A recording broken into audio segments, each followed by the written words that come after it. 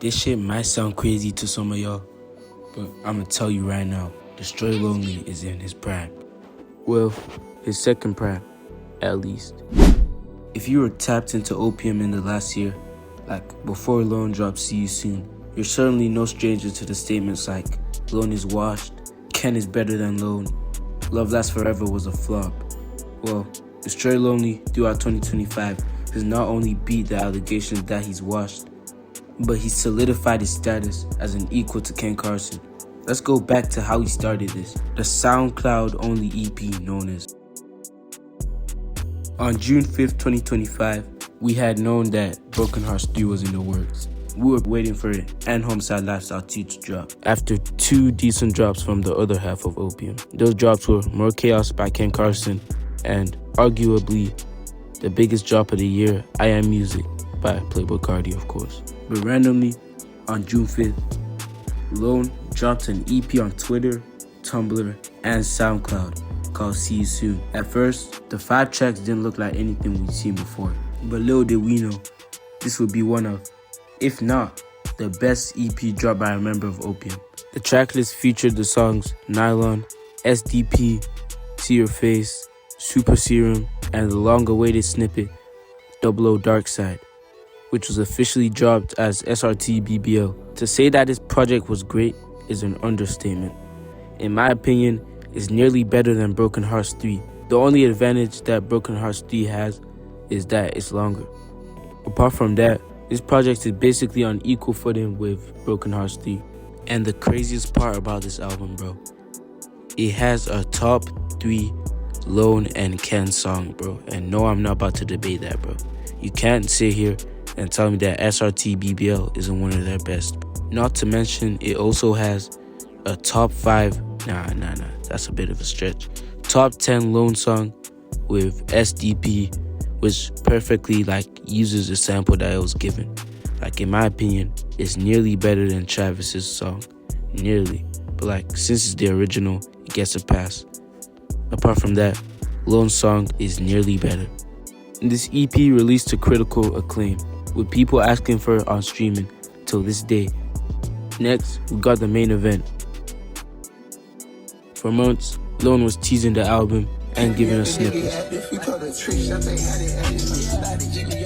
And the day finally came for the album to drop on the 19th. First listen, me and some other people heard something that other people couldn't understand. People said that Lone used the Broken Hearts name to nostalgia bait and get people to listen. They called it a fake sequel, saying that it was a Love Lasts Forever rehash. But me and other people heard an evolution of the Broken Hearts sound, incorporating elements from nearly all of his albums, old and new. Different influences and producers could be heard on every track. And after my 5th listen, it finally clicked for me. Broken Hearts 3 was up there with the original Broken Hearts 1 and 2, and even around the level of If Looks Could Kill. That might seem like a hot take, but the more you listen, the more you realize Lone was really in his bag with this shit. Especially on songs like Kansas, Screwed Up, Leash, and Jumanji. Not to mention Ain't Hard and Not the Mayor. Especially Jumanji, the lead single for the album, had us hyped before the album dropped. And safe to say, the album really did deliver. But unfortunately, not everything was pure good. The weakest track on the whole tape was a track with the Opium twins Ken and Lone. Open It Up, which was the second to last track on the album, really left people with a bad taste in their mouth about the whole album, because Lone said that this was going to be their best song. It was just nowhere near the right level. But one bad track isn't enough to bring the whole tape down with it. And I still think this tape is on par with More Chaos in terms of quality. As I said earlier, Lone really proved himself with his first 2 drops. And he made it clear that he's not washed at all. In fact, he made it clear that he's on par with Ken. But 9 days after he dropped Broken Hearts 3, he made sure to solidify his status. On Sunday, 28th of September, Lone surprise dropped again, and this time it was 5 songs, but they weren't on an EP, leading to fans having to make a fan-made name for this EP. I asked people on Reddit what we should call it, and they're talking about some Broken Hearts 4. Me personally, I will not be calling it that, because I think Broken Hearts 4 is something that alone will drop later. Fans were also calling it See You Later because of how the last one was called See You Soon. Well, for this video, I'll be calling it Days Before Drop Dead Gorgeous. Fans were quick to note the resemblance of these songs to the If Looks Could Kill sound. It sounded like an evolution of the If Looks Could Kill style, even more than Broken Hearts 3. Fans were quick to show positive reception, and honestly, I agree.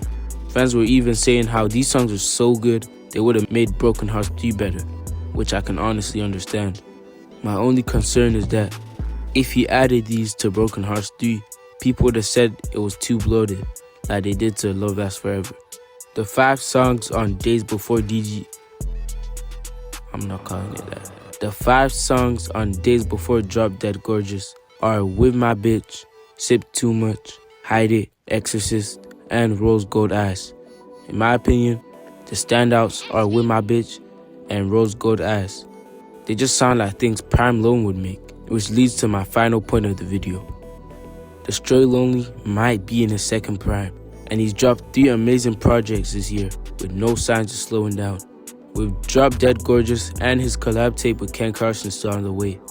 All this while he's slowly mastering his sound, and we could very well be witnessing a Lone better than No Stylist Lone in a few months or a year from now. That's all I got for today. Like and sub, and see you next vid, which will probably be me answering the question, who in OPM dropped the best project this year? Stay tuned for that. See y'all boys next vid.